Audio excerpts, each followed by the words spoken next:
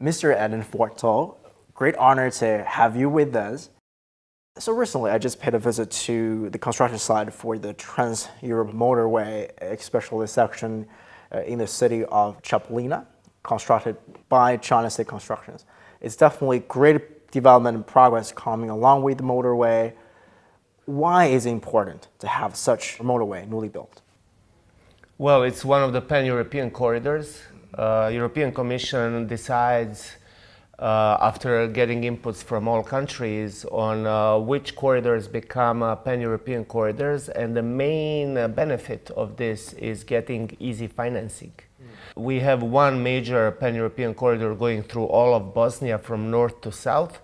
It's called Corridor 5C, and this section you are mentioning is on that corridor, and because these are international clean procedures in terms of procurement, it is open to bid from all over the world, and it is very good that the Chinese companies were also bidding, and one of them won this particular section. They are seeing more Chinese tourists coming to visit your country, as well as there are more and more Chinese companies are investing. And this year also marks the 10th anniversary for the Belt and Road Initiative, so a China-led globalization scheme. So what new opportunities does the BRI continue to bring when it comes to development of China as well as your country? Well, you mentioned two excellent points where countries can get closer together. Tourism is one of them.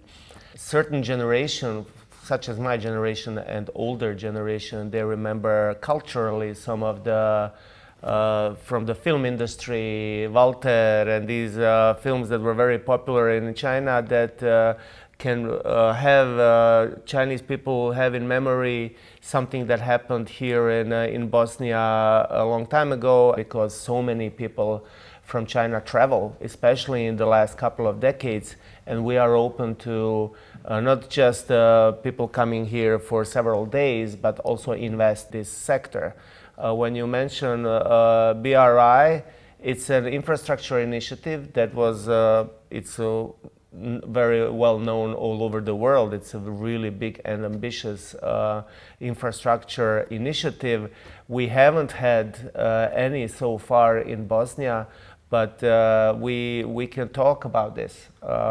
What China has done in terms of offering help with infrastructure projects, we have to sit down and see what kind of financing, what is the mutual benefit, and all the big topics when it comes to talking about infrastructure.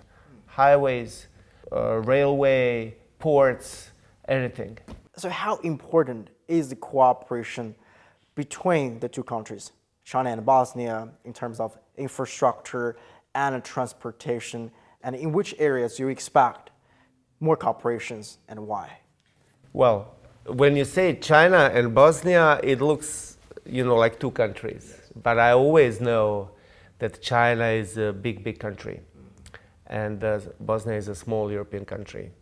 And Bosnia has to, as being a small country that is not in a big market, that is on its own in Europe, we have to develop ties with both the EU, with the United States, with China, with all, with economic powers. And for us, because I traveled to China and I saw all the development, especially infrastructure development in cities like Ningbo, like Beijing, Shenyang, Dalian. China is far big. It's very big. Bosnia has to be very careful in taking on financial obligations to build its own infrastructure, because it's small. We have 3 million people living currently in Bosnia. So for us, developing any type of initiative that will bring countries closer together is welcome. But for us, infrastructure is very expensive, and we have to be very careful when we choose our obligations for the future 20 or 30 years. I think the best way is to continuously talk. I think discussing culture, education, tourism, all the soft ways of becoming closer together, becoming friends. This is for Bosnia imperative to have friends. some Western countries have described the Belt and Road Initiative as a debt trap or even a type of neo-colonialism. What is your take on this? Countries that are sovereign countries, they decide on what is on the table for them in terms of financing, working together with other countries, and so on. Here, as Bosnia is trying to become more integrated in the big EU market. We are not a member of European Union, but we're trying to become.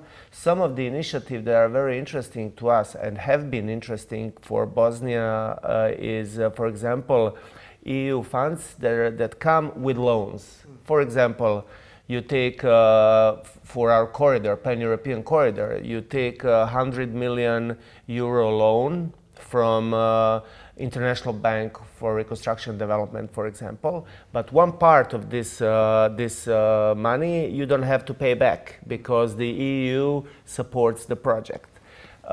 When it comes to choosing whether we would go with the BRI or with the EU-funded projects, we have to see what is the best way financially and the best way for the country to take on this burden of future debt. So I don't think we can say that the BRI is a trap. It's for countries to decide.